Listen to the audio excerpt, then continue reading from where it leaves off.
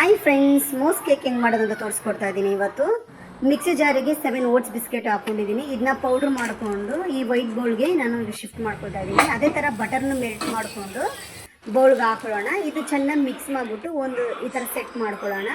250 gram ನಾನು ಪನ್ನೀರ್ ತರಿಸಿದೆ. Half paneer mix ಜಾರ್ಗೆ ಹಾಕ್ಕೊಂಡಿದ್ದೀನಿ ವೈಟ್ ಕ್ರೀಮ್ ಮಾಡೋದಕ್ಕೆ. ಅದಕ್ಕೆ ವೈಟ್ ಚಾಕ್ಲೇಟ್, ಫ್ರೆಶ್ ಕ್ರೀಮ್ ಮತ್ತು ಮಿಲ್ಕ್ ಮೇಡ್ನ ಹಾಕೊಂಡಿದ್ದೀನಿ. ಸ್ವಲ್ಪ ಮಿಲ್ಕ್ ಹಾಕ್ಕೊಂಡು ನಾವು ಇದನ್ನ ನೈಸಾಗಿ ಮಿಕ್ಸಿ ಮಾಡ್ಕೊಳ್ಳೋಣ. ಇದು ನಾನು ಏನಕ್ಕೋಸ್ಕರ ಮಾಡ್ತಾ ಇದ್ದೀನಿ ಅಂದರೆ ಫ್ರೆಂಡ್ಸ್, ನನ್ನ ಮಗನಿಗೋಸ್ಕರ. ಅವನು ಅಯೋಧ್ಯೆ ಟ್ರಿಪ್ಗೆ ಹೋಗಿದ್ದಾನೆ, ಅವನು ಸರ್ಪ್ರೈಸ್ ಕೊಡೋಣ ಅಂತ ಮಾಡ್ತಾ ಇದ್ದೀನಿ.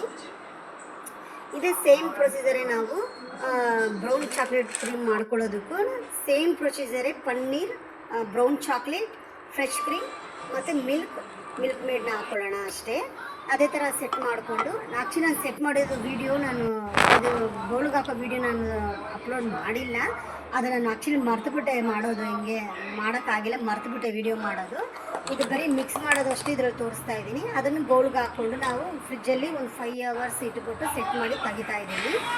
ಇವಾಗ ಅದೇ ಥರ 2 ಡೈರಿ ಮಿಲ್ಕ್ ಚಾಕ್ಲೇಟ್ನ ಆರ್ಡರ್ ಮಾಡಿದ್ದೆ. ಅದು ಇದೇ ಥರನೇ ಸ್ವಲ್ಪ ಫ್ರೆಶ್ ಕ್ರೀಮ್ ಹಾಕ್ಬಿಟ್ಟು ಈ ಥರ ಸೆಟ್ ಮಾಡಿ ಇಟ್ಬಿಡೋಣ.